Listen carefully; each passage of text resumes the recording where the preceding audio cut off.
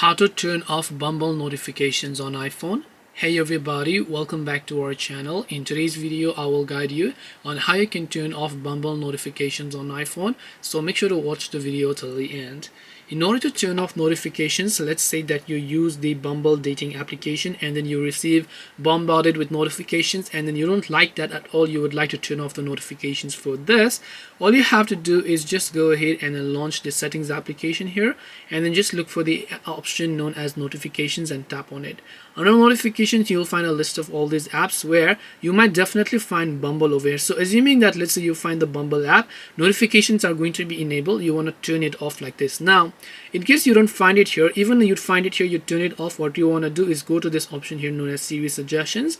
Under Series Suggestions, you'll find an application known as Bumble. So you want to make sure to turn off the toggle next to Bumble. As you do that, notifications for the Bumble application will get successfully turned off. This way you can turn off Bumble notifications on iPhone. Hope this video was very helpful. If you have got any questions, then feel free to leave them down. Thank you for watching till the end and see you soon in the next video.